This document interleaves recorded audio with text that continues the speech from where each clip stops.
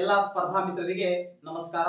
ಸ್ನೇಹಿತರೆ, ಈ ತರಗತಿಯಲ್ಲಿ ನಾವು ಏಕತಾ ಪ್ರತಿಮೆಯ ಬಗ್ಗೆ ಸಂಪೂರ್ಣ ಮಾಹಿತಿಯನ್ನು ನೋಡ್ತಾ ಹೋಗೋಣ. ಸ್ನೇಹಿತರೆ, ಏಕತಾ ಪ್ರತಿಮೆ ಎಲ್ಲಿದೆ, ಎಷ್ಟು ಮೀಟರ್ ಎತ್ತರಾಗಿದೆ, ಯಾವ ಬೆಟ್ಟದಲ್ಲಿದೆ, ಯಾವ ನದಿಯ ದಂಡೆ ಮೇಲಿದೆ ಅಂತ ನಾವು ಈ ವಿಡಿಯೋದಲ್ಲಿ ಸಂಪೂರ್ಣ ಮಾಹಿತಿಯನ್ನು ನೋಡ್ತಾ ಹೋಗೋಣ. ಸ್ನೇಹಿತರೆ, ಸೊ ಅದಕ್ಕಿಂತ ಮುಂಚೆ ತರಗತಿ ಪ್ರಾರಂಭ ಮಾಡೋಕ್ಕಿಂತ ಮುಂಚೆ ಯಾರಾದ್ರೂ ನಮ್ಮ ಚಾನಲ್ ಹೊಸಬರಾದ್ರೆ ಸಬ್ಸ್ಕ್ರೈಬ್ ಮಾಡ್ಕೊಳ್ಳಿ ಮತ್ತು ಹಾಗೆ ನಿಮ್ಮ ಪಕ್ಕದಲ್ಲಿರುವಂತಹ ಬೆಲ್ ಐಕಾನ್ ಕ್ಲಿಕ್ ಮಾಡಿ ಸ್ನೇಹಿತರೆ. ಸೊ ಬನ್ನಿ ಸ್ನೇಹಿತರೆ, ವಿಡಿಯೋವನ್ನು ಆರಂಭಿಸೋಣ. ಸ್ನೇಹಿತರೆ, ಏಕತಾ ಪ್ರತಿಮೆ ಇದು ವೆರಿ ಇಂಪಾರ್ಟೆಂಟ್ ಇರ್ತಕ್ಕಂತ ಗೊತ್ತಿರಬೇಕು. ಇಂಪಾರ್ಟೆಂಟ್ ಆಗಿರುವಂತಹ ಒಂದು ಏಕತಾ ಪ್ರತಿಮೆ. ಸ್ನೇಹಿತರೆ, ಏಕತಾ ಪ್ರತಿಮೆ ಗೊತ್ತಿರ್ಬೇಕಂದ್ರೆ ಇದು ನೋಡಿ ಸ್ನೇಹಿತರೆ, ಜಗತ್ತಿನಲ್ಲಿ ಅತಿ ಎತ್ತರವಾದ ಪ್ರತಿಮೆ. Yes, very important. ಏಕತಾ ಪ್ರತಿಮೆ ಗೊತ್ತಿರಬೇಕು. ಇದು ಜಗತ್ತಿನಲ್ಲಿ ಅತಿ ಎತ್ತರವಾದ ಪ್ರತಿಮೆ ಯಾವುದು ಅಂತ ನೋಡಿ. ಅತಿ ಎತ್ತರವಾದ ಪ್ರತಿಮೆ ಯಾವುದು ಅಂತ ಕೇಳಿದ್ರೆ ಅದು ಏಕತಾ ಪ್ರತಿಮೆ. Very important. ಜಗತ್ತಿನಲ್ಲೇ ಅತಿ ಎತ್ತರವಾಗಿದೆ. ಸೊ ಅದೇ ರೀತಿಯಾಗಿ ಎಷ್ಟು ಮೀಟರ್ ಎತ್ತರವಾಗಿದೆ ಅಂತ ಕೇಳಿದ್ರೆ ಈ ಏಕತಾ ಪ್ರತಿಮೆ ಏನಪ್ಪಾ ಅಂದ್ರೆ 182 ಮೀಟರ್ ಎತ್ತರವಾಗಿರುವಂತಹ ಒಂದು ಪ್ರತಿಮೆಯಾಗಿದೆ. Very important.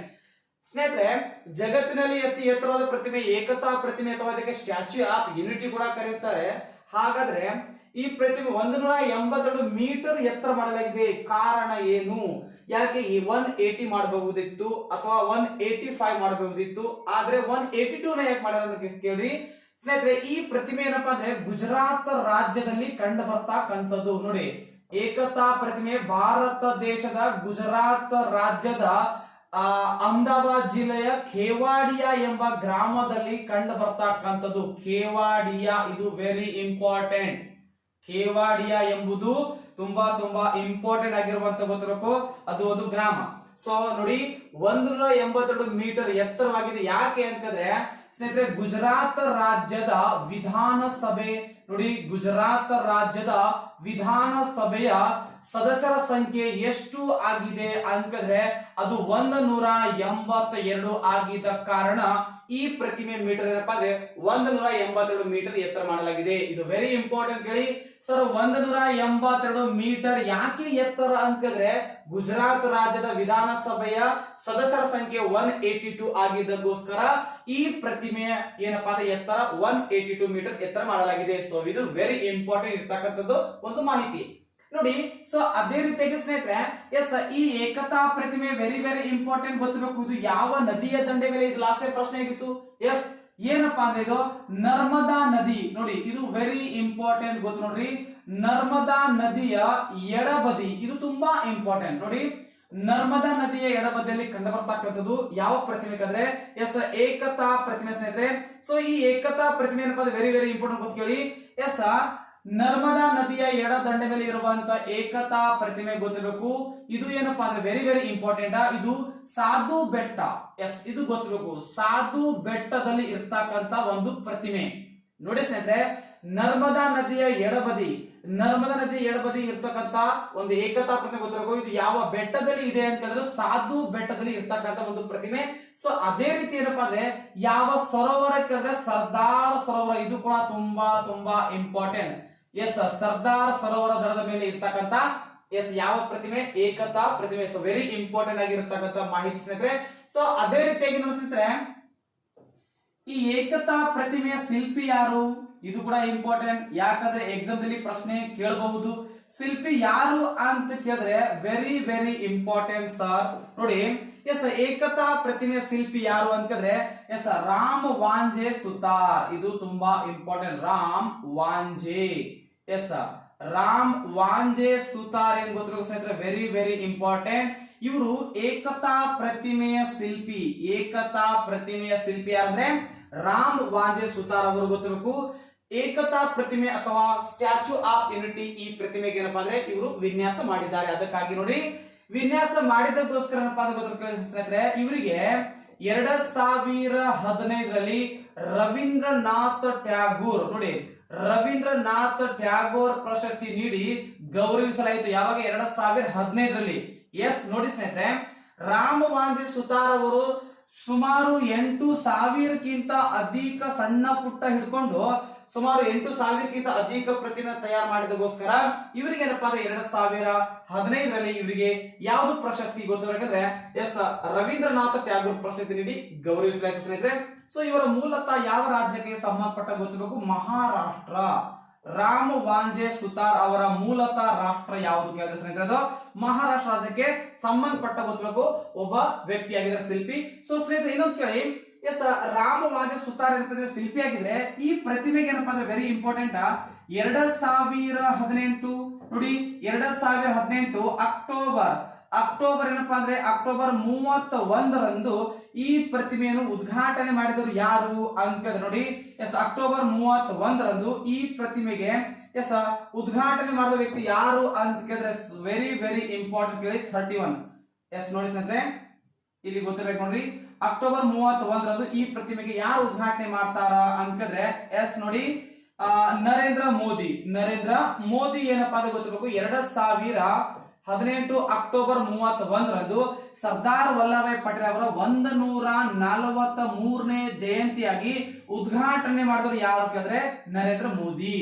ಎಸ್ ನಾಳೆ ಪ್ರಶ್ನೆ ಕೇಳ್ತಾರ 2018 ಅಕ್ಟೋಬರ್ 31ರಂದು ಸರ್ದಾರ್ ವಲ್ಲಭಾಯ್ ಪಟೇಲ್ ಅವರ ಎಷ್ಟನೇ ಜಯಂತಿಯಾಗಿ ನರೇಂದ್ರ ಮೋದಿ ಅವರು ಉದ್ಘಾಟನೆ ಮಾಡಿದ್ರೆ ಅದು 143ನೇ ಜಯಂತಿಯಾಗಿದೆ. ಸೊ ಯಾರಿಗೆ ಸಂಬಂಧಪಟ್ಟ ಗೊತ್ತಿರೋದು ನರೇಂದ್ರ ಮೋದಿ, ಯಾರಿಗಂದ್ರೆ ಸರ್ದಾರ್ ವಲ್ಲಭಾಯ್ ಪಟೇಲ್ ಅವರಿಗೆ ಸಂಬಂಧಪಟ್ಟ ಗೊತ್ತಿರಬೇಕು. ಇದೊಂದು ಏಕತಾ ಪ್ರತಿಮೆ ಸ್ನೇಹಿತರೆ. ಸೊ ಈ ಏಕತಾ ಪ್ರತಿಮೆ ಗೊತ್ತಿರಬೇಕು ವೆರಿ ಇಂಪಾರ್ಟೆಂಟ್ ಸ್ನೇಹಿತರೆ. ಇದಕ್ಕೆ ಖರ್ಚು ವೆಚ್ಚ ಏನಪ್ಪಾ ಅಂದ್ರೆ 2989 ಕೋಟಿ ರೂಪಾಯಿ ನೋಡಿ 2989 ಕೋಟಿ ರೂಪಾಯಿ ಖರ್ಚು ವೆಚ್ಚ ಆಗಿದೆ. ಇದಕ್ಕೆ ಖರ್ಚು ವೆಚ್ಚ ನೀಡಿದಂತ ಕಂಪನಿ ಯಾವುದು ಅಂದ್ರೆ ಎಲ್ ಟಿ ಅಂದ್ರೆ ಲೆಸ್ನರ್ ಟರ್ಬೋ ವೆರಿ ಇಂಪಾರ್ಟೆಂಟ್ 2989 ಕೋಟಿ ರೂಪಾಯಿ ಖರ್ಚು ವೆಚ್ಚ ಆಗಿದೆ ಇದಕ್ಕೆ ನಿರ್ಮಾಣ ಮಾಡಲು. ಇದಕ್ಕೆ ಖರ್ಚು ವೆಚ್ಚ ನೀಡಿದಂತ ಕಂಪನಿ ಅದು ಎಲ್ ಟಿ ಅಂದ್ರೆ ಲೆಸ್ನರ್ ಟರ್ಬೋ ಸರ್. ಅದೇ ರೀತಿಯಾಗಿ ವೆರಿ ಇಂಪಾರ್ಟೆಂಟ್ ಈ ಏಕತಾ ಪ್ರತಿಮೆ ಸುಮಾರು 1700 ಟನ್ ಏನು ಭಾರವಾಗಿದೆ. ಇದು ತುಂಬಾ ಇಂಪಾರ್ಟೆಂಟ್ ನೋಡಿ 2989 ಕೋಟಿ ರೂಪಾಯಿ ಖರ್ಚು ವೆಚ್ಚ ಆಗಿದೆ. ಇದಕ್ಕೆ ಖರ್ಚು ವೆಚ್ಚ ನೀಡಿದ ಕಂಪನಿ ಯಾವುದು ಎಲ್ ಟಿ ಅಂದ್ರೆ ಲೆಸ್ನರ್ ಟರ್ಬೋ. ಸೊ ಅದೇ ರೀತಿ ಗೊತ್ತಿರಬೇಕು ಸ್ನೇಹಿತರೆ ಇಲ್ಲಿ 1700 ಟನ್ ಭಾರವಾಗಿದೆ ಈ ಪ್ರತಿಮೆ ಗೊತ್ತಿರಬೇಕು ವೆರಿ ಇಂಪಾರ್ಟೆಂಟ್. ನೋಡಿ ಇನ್ನೊಂದು ಈ ಪ್ರತಿಮೆಗೆ ಏನಪ್ಪಾ ನಾವು ಸುಮಾರು 12 ಕಿಲೋಮೀಟರ್ ದೂರದಿಂದ ನಾವು ಇದಕ್ಕೆ ನೋಡಬಹುದು ವೀಕ್ಷಿಸಬಹುದು. ಎಷ್ಟು ಕಿಲೋಮೀಟರ್ ದೂರ ಅಂದ್ರೆ 12 ಕಿಲೋಮೀಟರ್ ದೂರದಿಂದ ನಾವು ನೋಡಬಹುದು. ಸೊ ವೆರಿ ಇಂಪಾರ್ಟೆಂಟ್ ಆಗ ನೋಡಿ ಒಂದು ಮಾಹಿತಿ ನೋಡಿ ಸ್ನೇಹಿತರೆ. ಸೊ ಅದೇ ರೀತಿಯಾಗಿ ಸ್ನೇಹಿತರೆ ಏಕತಾ ಪ್ರತಿಮೆ ಸರ್ದಾರ್ ವಲ್ಲಭಾಯ್ ಪಟೇಲ್ ಅವರದಾಗಿದ್ರೆ ನಾವು ಸ್ವಲ್ಪ ಸರ್ದಾರ್ ವಲ್ಲಭಾಯ್ ಪಟೇಲ್ ಅವರ ಬಗ್ಗೆ ನಾವು ನೋಡ್ಬೇಕಂದ್ರೆ ನೋಡಿ ವೆರಿ ಇಂಪಾರ್ಟೆಂಟ್ ಆಗಿ ಸರ್ ಇವರು 1875 ಅಕ್ಟೋಬರ್ ಏನಪ್ಪಾ ಅಂದ್ರೆ 31ರಂದು ಇವರು ಗುಜರಾತಿನ ಅಹಮದಾಬಾದ್ ಎಂಬ ನಗರದಲ್ಲಿ ಜನಿಸಿದರು. ಯಾರು? ಸರ್ದಾರ್ ವಲ್ಲಭಾಯ್ ಪಟೇಲ್. ಸೊ ಅದಕ್ಕಾಗಿ ಇವರ ಹುಟ್ಟಿದ ಹಬ್ಬ ಅಥವಾ ಇವರ ನೋಡಿ ಇವರು ಹುಟ್ಟಿದ 1831ರಂದು. ಸೊ ಅದಕ್ಕಾಗಿ ಸ್ನೇಹಿತರೆ ಪ್ರತಿ ವರ್ಷ ಅಕ್ಟೋಬರ್ 31ರಂದು ನಾವು ಯಾವ ದಿನ ಆಚರಣೆ ಮಾಡ್ತೀವಿ ಅಂತ ಕೇಳಿದ್ರೆ ಇದು ಸಾಕಷ್ಟು ಬಾರಿ ವಿವಿಧ ಸ್ಪರ್ಧಾತ್ಮಕ ಪರೀಕ್ಷೆಗಳಲ್ಲಿ ಮರಳಿ ಪ್ರಶ್ನೆಯಾಗಿದೆ.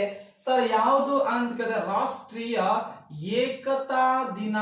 ಯಾವ ದಿನ ನೋಡಿ ರಾಷ್ಟ್ರೀಯ ಏಕತಾ ದಿನಾಚರಣೆಯನ್ನಾಗಿ ಆಚರಣೆ ಮಾಡಲಾಗುತ್ತದೆ. ಸೊ ಈ ಪ್ರಶ್ನೆ ಇತ್ತೀಚೆಗೆ ನಡೆದಂತ PSI ಪರೀಕ್ಷೆ ನೋಡಿ 545 ಆಗಿರುವಂತಹ ಪೋಸ್ಟ್ ಆಗಿರುವಂತಹ PSI ಪ್ರಶ್ನೆಯಲ್ಲಿ ಏನಪ್ಪಾ ಅಂದ್ರೆ ಪ್ರಶ್ನೆ ಪತ್ರಿಕೆಯಲ್ಲಿ ಇದು ಕೂಡ ಪ್ರಶ್ನೆ ಇತ್ತು. ಏಕತಾ ದಿನಾಚರಣೆ ಯಾವಾಗ ಆಚರಣೆ ಮಾಡ್ತೇವೆ ಅಂತ ಕೇಳಿದ್ರೆ ಪ್ರತಿ ವರ್ಷ ರಾಷ್ಟ್ರೀಯ ಏಕತಾ ದಿನಾಚರಣೆ ಅಕ್ಟೋಬರ್ 31ರಂದು ಮಾಡ್ತಾರ ಸ್ನೇಹಿತರೆ. ಇದು ಯಾರ ನೆನಪಿಗಾಗಿ ಕೇಳಿದ್ರೆ ಸರ್ದಾರ್ ವಲ್ಲಭಾಯ್ ಪಟೇಲ್ ಅವರ ನೆನಪಿಗಾಗಿ ಮಾಡ್ತೇವೆ ನಾವು. ಸೊ ಅದೇ ರೀತಿಯಾಗಿ ಇವ್ರು ಹುಟ್ಟಿದ ಯಾವಾಗ 1875 ಅಕ್ಟೋಬರ್ 31ರಂದು ಹುಟ್ಟಿದರು. ಯಾರು? ಸರ್ದಾರ್ ವಲ್ಲಭಾಯ್ ಪಟೇಲ್. ಅದಕ್ಕಾಗಿ ಇವರು ಹುಟ್ಟಿದ ದಿನ ಅಕ್ಟೋಬರ್ 31ರಂದು ರಾಷ್ಟ್ರೀಯ ಏಕತಾ ದಿನಾಚರಣೆಯನ್ನಾಗಿ ಆಚರಣೆ ಮಾಡಲಾಗುತ್ತದೆ ಸ್ನೇಹಿತರೆ. ಸೊ ಅದೇ ರೀತಿ ಗೊತ್ತಿರಬೇಕು ಸರ್ದಾರ್ ವಲ್ಲಭಾಯ್ ಪಟೇಲ್ ಅವರಿಗೆ ಏನಪ್ಪಾ ಅಂದ್ರೆ ಭಾರತದ ಬಿಸ್ಮಾರ್ಕ್. ಇದು ವೆರಿ ಇಂಪಾರ್ಟೆಂಟ್ ನೋಡಿ ಭಾರತ ಬಿಸ್ಮಾರ್ಕ್ ಎಂದು ಕರೆಯುತ್ತಾರೆ. ಭಾರತ ಬಿಸ್ಮಾರ್ಕ್ ಇದು ತುಂಬಾ ಇಂಪಾರ್ಟೆಂಟ್. ಮತ್ತ ಅದೇ ರೀತಿಯಾಗಿ ಮತ್ತೇನ್ ಕರೀತಾರ? ಸರ್ದಾರ್ ವಲ್ಲಭಾಯ್ ಪಟೇಲ್ ಅವರಿಗೆ ಏನ್ ಕರೀತಾರ? ಭಾರತದ ನೋಡಿ ಭಾರತದ ಉಕ್ಕಿನ ಮನುಷ್ಯ. ಎಸ್ ಇದು ಕೂಡ ತುಂಬಾ ಇಂಪಾರ್ಟೆಂಟ್. ಉಕ್ಕಿನ ಮನುಷ್ಯ ಸರ್ದಾರ್ ವಲ್ಲಭಾಯ್ ಪಟೇಲ್ ಅವರಿಗೆ ಏನಪ್ಪಾ ಅಂದ್ರೆ ಭಾರತದ ಉಕ್ಕಿನ ಮನುಷ್ಯ ಕೂಡ ಕರೆಯುತ್ತಾರೆ. ನೋಡಿ ಭಾರತ ದೇಶದ ಬಿಸ್ಮಾರ್ಕ್ ಯಾರು? ಸರ್ದಾರ್ ವಲ್ಲಭಾಯ್ ಪಟೇಲ್. ನೆಕ್ಸ್ಟ್ ಭಾರತ ದೇಶದ ಉಕ್ಕಿನ ಮನುಷ್ಯ ಅಥವಾ ಐರನ್ ಮ್ಯಾನ್ ಯಾರು? ಸರ್ದಾರ್ ವಲ್ಲಭಾಯ್ ಪಟೇಲ್. ಇದು ತುಂಬಾ ಇಂಪಾರ್ಟೆಂಟ್. ನೆಕ್ಸ್ಟ್ ಸ್ನೇಹಿತರೆ, ಇದು ತುಂಬಾ ಇಂಪಾರ್ಟೆಂಟ್, ಯಾಕಂದ್ರೆ ಎಕ್ಸಾಮ್ ದಲ್ಲಿ ಇದು ಕೂಡ ಪ್ರಶ್ನೆ ಆಗಿದೆ. ನೋಡಿ ಸ್ನೇಹಿತರೆ, 1928ರ ಬಾರ್ಡೋಲಿ, ನೋಡಿ 1928ರ ಬಾರ್ಡೋಲಿ ರೈತರ ಸತ್ಯಾಗ್ರಹದಲ್ಲಿ ಅಥವಾ ಬಾರ್ಡೋಲಿ ರೈತರ ಸತ್ಯಾಗ್ರಹದ ನೇತೃತ್ವ ಯಾರು ವಹಿಸಿದವರು? ಸರ್ದಾರ್ ವಲ್ಲಭಾಯ್ ಪಟೇಲ್. ಇದು ಕೂಡ ತುಂಬಾ ಇಂಪಾರ್ಟೆಂಟ್. ಬಟ್ ಆದ್ರೆ 1931 ನೋಡಿ, ಅದಕ್ಕೆ ಮುಂಚೆ 1928ರಲ್ಲಿ ಬಾರ್ಡೋಲಿ ರೈತರ ಸತ್ಯಾಗ್ರಹದಲ್ಲಿ ಏನಪ್ಪಾ ಅಂದ್ರೆ ಕೇಳಿ, ಇಲ್ಲಿ ಏನಪ್ಪಾ ಅಂದ್ರೆ ರೈತರ ಪರವಾಗಿ ಇವ್ರು ಏನ್ ಮಾಡ್ತಾರೆ ಗೊತ್ತಿರಬೇಕು, ಅಧ್ಯಕ್ಷತೆ ವಹಿಸ್ತಾರ. ಯಾಕಂದ್ರೆ ಬ್ರಿಟಿಷರು ಸಾಕಷ್ಟು ತೊಂದರೆ ಕೊಡ್ತಾರೆ ಯಾರಿಗೆ? ರೈತರಿಗೆ. ಅದಕ್ಕೋಸ್ಕರ ಅವ್ರ ಮನೆ ಆಗ್ಲಿ ಅಥವಾ ಅವರ ಪ್ರದೇಶ ಆಗ್ಲಿ ಅಥವಾ ಅವ್ರ ಎಲ್ಲಾ ಆಸ್ತಿ ಆಗ್ಲಿ ಎಲ್ಲ ಏನಪ್ಪಾ ಅಂದ್ರೆ ಬ್ರಿಟಿಷರು ಏನ್ ಮಾಡ್ತಾರೆ ಗೊತ್ತಿರಬೇಕು, ಎಲ್ಲ ಕಸ್ಕೋತಾರೆ. ಅದಕ್ಕಾಗಿ ಏನಪ್ಪಾ ಅಂದ್ರೆ ಕೋಪದಲ್ಲಿ ಬಂದು ಬ್ರಿಟಿಷರಿಗೆ ಏನ್ ಹೇಳ್ತಾರೆ ಗೊತ್ತಿರಬೇಕು ಕೇಳಿ, ಇವರು ಯಾರಂದ್ರೆ ಸರ್ದಾರ್ ವಲ್ಲಭಾಯ್ ಪಟೇಲ್ ಹೇಳ್ತಾರ. ಯಾಕಂದ್ರೆ ಎಲ್ಲಾ ಪ್ರದೇಶ ನಮ್ದು, ಎಲ್ಲಾ ಪ್ರತಿ ಜಮೀನ್ ನಮ್ದೇ ಅಂತ ಹೇಳ್ತಾರೆ. ಯಾರು? ಬ್ರಿಟಿಷರು. ಯಾರಿಗೆ ಹೇಳ್ತಾರ ಅಂದ್ರೆ ರೈತರ ಅಲ್ಲಿ ಬಾರ್ಡರ್ ರೈತರಿಗೆ ಹೇಳ್ತಾರ. ಅವಾಗ ಕೋಪಗೊಂಡ ವ್ಯಕ್ತಿ ಯಾರು? ಸರ್ದಾರ್ ವಲ್ಲಭಾಯ್ ಪಟೇಲ್ ಹೇಳ್ತಾರಂತೆ, ನಿಮಗೆ ತಾಕತ್ತಿದ್ರೆ ಭಾರತ ದೇಶದ ಭೂಮಿಯನ್ನು ತೆಲಂಗಾಣ ಹೊತ್ಕೊಂಡು ಹೋಗಿರಿ ಇಂಗ್ಲೆಂಡ್ಗೆ ಹೇಳ್ತಾರಂತೆ. ಈ ಮಾತು ನೋಡಿ, ನಿಮಗೆ ತಾಕತ್ತಿದ್ದರೆ ಭಾರತ ದೇಶದ ಭೂಮಿಯನ್ನು ತೆಲಂಗಾಣ ಹೊತ್ಕೊಂಡು ಹೋಗಿರಿ ಇಂಗ್ಲೆಂಡ್ ಅಂತ ಗೊತ್ತಿರಬೇಕು. ಅವಾಗ ಏನಪ್ಪಾ ಅಂದ್ರೆ ಎಲ್ಲ ಇರುವಂತ ಅವ್ರ ಇರುವಂತ ಎಲ್ಲ ಏನಪ್ಪಾ ಆಸ್ತಿಗಳು, ಎಲ್ಲ ಮನೆ ಮಠಗಳು ಏನಪ್ಪಾ ವಾಪಸ್ ಯಾರಿಗೆ ಕೊಡ್ತಾರೆ? ಆ ಬಾರ್ಡೋಲಿ ರೈತರ ಸತ್ಯಾಗ್ರಹ ಇರ್ತಂತ ವ್ಯಕ್ತಿಗಳು ಅವ್ರಿಗೆ ಕೊಟ್ಬಿಡ್ತಾರ. ಅವಾಗ ಏನಪ್ಪಾ ಅಂದ್ರೆ ಖುಷಿ ಪಟ್ಟು ವ್ಯಕ್ತಿಗಳು ಏನ್ ಮಾಡ್ತಾರೆ ನೋಡಿ, ಅಲ್ಲಿ ರೈತರ ಸತ್ಯಾಗ್ರಹದ ರೈತರು ಮತ್ತು ಏನಪ್ಪಾ ಅಂದ್ರೆ ಅವರ ಜೊತೆ ಗಾಂಧೀಜಿ ಏನಪ್ಪಾ ಅಂದ್ರೆ ಕೂಡಿಕೊಂಡವರಿಗೆ ನೋಡಿ ವಲ್ಲಭಾಯ್ ಪಟೇಲ್ ಅವರಿಗೆ ಏನು ಬಿರುದು ಕೊಡ್ತಾರ? ಸರ್ದಾರ್ ಅಂತ ಕೊಡ್ತಾರೆ. ಇದು ಸರ್ದಾರ್, ಇದು ವೆರಿ ಇಂಪಾರ್ಟೆಂಟ್. ಇದು ನೋಡಿ ಗೊತ್ತಿರಬೇಕು. ಸರ್ದಾರ್ ಅಂತ ಬಿರುದು ಯಾರು ಕೊಟ್ಟರಪ್ಪ ಅಂತ ನೋಡಿ, ಬಾರ್ಡೋಲಿ ರೈತರು ಕೊಟ್ಟರು. ಬಟ್ ಅದಕ್ಕೆ ಸರ್ದಾರ್ ಜಿ ಅಂತ ಕೊಟ್ರೆ ಅಂದ್ರೆ ಇದು ಗಾಂಧೀಜಿ. ಬಾರ್ಡೋಲಿ ರೈತರು ಏನ್ ಕೊಟ್ರು? ಸರ್ದಾರ್ ಕೊಟ್ರು. ಸರ್ದಾರ್ ಜಿ ಅಂತ ಯಾರು ಗೊತ್ತಾ? ಅದೇ ಸಂದರ್ಭದಲ್ಲಿ ಯಾರು ಕೊಟ್ರು? ಗಾಂಧೀಜಿ ಕೊಟ್ರು. ಇದು ಇಂಪಾರ್ಟೆಂಟ್. ಅವಾಗ ಗಾಂಧೀಜಿ ಅವರಿಗೆ ಏನಪ್ಪಾ ಅಂದ್ರೆ ಮಹಾತ್ಮ ಗಾಂಧೀಜಿ ಅವರಿಗೆ ಇವ್ರು ಏನ್ ಕರೆದ್ರು ಗೊತ್ತು? ಬಾಪೂಜಿ ಕರೆದ್ರು ನೋಡ್ರಿ, ಬಾಪೂಜಿ. ಗಾಂಧೀಜಿ ಅವರಿಗೆ, ಮಹಾತ್ಮ ಗಾಂಧೀಜಿ ಅವರಿಗೆ ಬಾಪೂಜಿ ಎಂದು ಕರೆದರು ಯಾರು? ವಲ್ಲಭಾಯ್ ಪಟೇಲ್. ಗಾಂಧೀಜಿ ಅವರಿಗೆ ಮಹಾತ್ಮ ಕರೆದರು ಯಾರು?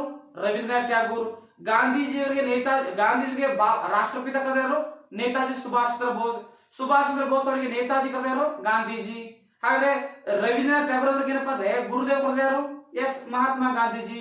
ಗಾಂಧೀಜಿಗೆ ಅರೆಬೆತ್ತಲೆ ಫಕೀರ್ ಕರೆದ ಯಾರು? Winston Churchill. ಸೊ ಸಾಕಷ್ಟು ವ್ಯಕ್ತಿಗಳು ಅವರು ಕರ್ಕೊಂಡಾರೆ. ಅದಕ್ಕೋಸ್ಕರ ವೆರಿ ಇಂಪಾರ್ಟೆಂಟ್. ಇಲ್ಲಿ ಸರ್ದಾರ್ ಬಿರುದು ಅಥವಾ ಸರ್ದಾರ್ ಜಿ ಕೊಡ್ತಾರೆ ಗಾಂಧೀಜಿ ಮತ್ತು ರೈತರು ಅಲ್ಲಿರುವಂತಹ ಬಾರ್ಡರ್ ರೈತರ ಸಹಿತ ಗೊತ್ತಿರಬೇಕು. ಓಕೆ. ಸೊ ನೆಕ್ಸ್ಟ್ ಇನ್ನೊಂದು ಗಾಂಧೀಜಿ ನೋಡಿ, ಸರ್ದಾರ್ ವಲ್ಲಭಾಯ್ ಪಟೇಲ್ ಏನ್ ಮಾಡ್ತಾ ಗೊತ್ತು ಕೇಳ್ರಿ ಕಡೆ. ಇವ್ರು ಏನಪ್ಪಾ ಅಂದ್ರೆ 1931ರ ಕರಾಚಿ ಅಧಿವೇಶನ, ಇದು ಕೂಡ ಇಂಪಾರ್ಟೆಂಟ್ ಸರ್. ಕರಾಚಿ ಅಧಿವೇಶನದ ಇದರ ಅಧ್ಯಕ್ಷತೆ ಕೂಡ ವಹಿಸ್ತಾರೆ ಯಾರು? ಗಾಂಧೀಜಿ ಇವರು ವಲ್ಲಭಾಯ್ ಪಟೇಲ್ ಅವರು. ನೋಡಿ 1931ರ ಕರಾಚಿ ಅಧಿವೇಶನ, ರಾಷ್ಟ್ರೀಯ ಕಾಂಗ್ರೆಸ್ನ ಅಧಿವೇಶನ ಅಧ್ಯಕ್ಷತೆ ಯಾರು? ಸರ್ದಾರ್ ವಲ್ಲಭಾಯ್ ಪಟೇಲ್ ಅವರು ವಹಿಸ್ತಾರ. ಸೊ ಮೊಟ್ಟ ಮೊದಲ ಬಾರಿಗೆ ಮೂಲಭೂತ ಹಕ್ಕುಗಳ ಬಗ್ಗೆ ಮೊಟ್ಟ ಮೊದಲ ಬಾರಿಗೆ ಯಾವ ಒಂದು ಕಾಂಗ್ರೆಸ್ ಅಧಿವೇಶನದಲ್ಲಿ ಚರ್ಚಿಸಲಾಯಿತು ಅಂತ ಹೇಳಿದ್ರೆ ಸ್ನೇಹಿತರೆ, ಅದು ಯಾವುದು ಅಲ್ಲ, ಇದೇ ಕರಾಚಿ ಅಧಿವೇಶನ. ಇದು ಕೂಡ ಇಂಪಾರ್ಟೆಂಟ್. ಮೊಟ್ಟ ಮೊದಲ ಬಾರಿಗೆ ಮೂಲಭೂತ ಹಕ್ಕುಗಳ ಬಗ್ಗೆ ಏನಪ್ಪಾ ಅಂದ್ರೆ ಮೊಟ್ಟ ಮೊದಲ ಬಾರಿಗೆ ಎಲ್ಲಿ ಚರ್ಚಿಸಲಾಯಿತು? ಕರಾಚಿ ಅಧಿವೇಶನದಲ್ಲಿ. ಸೊ ಕರಾಚಿ ಅಧಿವೇಶನ ಯಾವಾಗ ನಡೆದಿದೆ? 1931 ಗೊತ್ತಿರಬೇಕು. ಇದರ ಅಧ್ಯಕ್ಷರು ಯಾರು ವಹಿಸರು? ಸರ್ದಾರ್ ವಲ್ಲಭಾಯ್ ಪಟೇಲ್ ಸ್ನೇಹಿತರೆ ಗೊತ್ತಿರಬೇಕು. ಓಕೆ. ನೆಕ್ಸ್ಟ್ ಸ್ನೇಹಿತರೆ ಇನ್ನೊಂದು ಗೊತ್ತಿರಬೇಕು, ವೆರಿ ಇಂಪಾರ್ಟೆಂಟ್ ಸ್ನೇಹಿತರೆ. ಸರ್ದಾರ್ ವಲ್ಲಭಾಯ್ ಪಟೇಲ್ ಅವರ ಪತ್ರಿಕೆ ಯಾವುದು? ಸತ್ಯಾಗ್ರಹಿ. ಇದು ಕೂಡ ತುಂಬಾ ಇಂಪಾರ್ಟೆಂಟ್. ಸತ್ಯಾಗ್ರಹಿ ಸರ್ದಾರ್ ವಲ್ಲಭಾಯ್ ಪಟೇಲ್ ಅವರ ನೋಡಿ ಅವರ ಪತ್ರಿಕೆ ಯಾವ್ದಪ್ಪ ಅಂದ್ರೆ ಸತ್ಯಾಗ್ರಹಿ ಗೊತ್ತಿರಬೇಕು. Very important.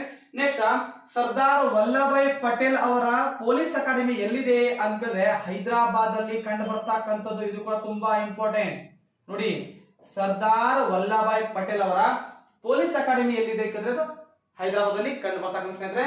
So Sardar Vallabhbhai Patel ಏನಪ್ಪಾ ಅಂದ್ರೆ 1950 ಡಿಸೆಂಬರ್ ಏನಪ್ಪಾ ಅಂದ್ರೆ ಗೊತ್ತಿರೋ 15ರಂದು ಇವರು ಮರಣ ಹೊಂದವರು. ನೋಡಿ 1950 ಡಿಸೆಂಬರ್ 15ರಂದು ಏನಪ್ಪಾ ಅಂದ್ರೆ ಹೃದಯಾಘಾತದಿಂದ ಸರ್ದಾರ್ ವಲ್ಲಭಾಯ್ ಪಟೇಲ್ ಅವರು ಏನಪ್ಪಾ ನಿಧನ ಹೊಂದ್ತಾರೆ ಗೊತ್ತಿರಬೇಕು. Okay right. ಸೊ ಅದೇ ರೀತಿಯಾಗಿ ನೋಡಿ ಸರ್ದಾರ್ ವಲ್ಲಭಾಯ್ ಪಟೇಲ್ ದೇಶದ ಮೊಟ್ಟ ಮೊದಲ ಗೃಹ ಮಂತ್ರಿ, ದೇಶದ ಮೊಟ್ಟ ಮೊದಲ ಉಪ ಪ್ರಧಾನಿ, ಸೊ ಸಾಕಷ್ಟು ಹುದ್ದೆಗೆ ಏನಪ್ಪಾ ನಮ್ಮ ಮೂಲಭೂತ ಹಕ್ಕುಗಳ ಸಮಿತಿಯ ಅಧ್ಯಕ್ಷರಾಗಿದ್ದರು. ಸೊ ಸಾಕಷ್ಟು ಏನಪ್ಪಾ ಅಂದ್ರೆ ಗೊತ್ತಿರಬೇಕು ಇವರು ಎಲ್ಲ ಬೇಕಾದ ಎಷ್ಟು ಸಾಕಷ್ಟು ಏನಪ್ಪಾ ಅಂದ್ರೆ ಭಾರತ ಬಗ್ಗೆ ಏನಪ್ಪಾ ಅಂದ್ರೆ ತುಂಬಾ ಮತ್ತು 1948ರಲ್ಲಿ ಏನಪ್ಪಾ ಅಂದ್ರೆ ಆಪರೇಷನ್ ಪೋಲೋ ಬಗ್ಗೆ ಸಂಪೂರ್ಣವಾಗಿ ಏನಪ್ಪಾ ಅಂದ್ರೆ ಇವ್ರ ಬಗ್ಗೆ ಸಾಕಷ್ಟು ಮಾಹಿತಿಗಳು ಸಿಗ್ತದೆ ಗೊತ್ತಿರಬೇಕು. ಅದೇನಪ್ಪಾ ನಾವು ನೆಕ್ಸ್ಟ್ ತರಗತಿಯಲ್ಲಿ ಅದರ ಬಗ್ಗೆ ನಾವು ವಿಡಿಯೋ ಏನಪ್ಪಾ ಅಂದ್ರೆ ಮಾಡ್ತೀನಿ. ಸೊ ಇದೇನಪ್ಪಾ ಅಂದ್ರೆ ಏಕತಾ ಪ್ರತಿಮೆಯ ಬಗ್ಗೆ ಇರ್ತಕ್ಕಂಥ ಒಂದು ಮಾಹಿತಿ ಸ್ನೇಹಿತರೆ. ಸೊ ಈ ಮಾಹಿತಿ ನಿಮಗೆ ಇಷ್ಟ ಆಗಿರೋದು ಲೈಕ್ ಮಾಡಿ ಮತ್ತು ಶೇರ್ ಮಾಡಿ, ಹಾಗೆ ನಮ್ಮ ಚಾನಲ್ಗೆ ಸಬ್ಸ್ಕ್ರೈಬ್ ಮಾಡ್ಕೊಳ್ಳಿ. Thank you.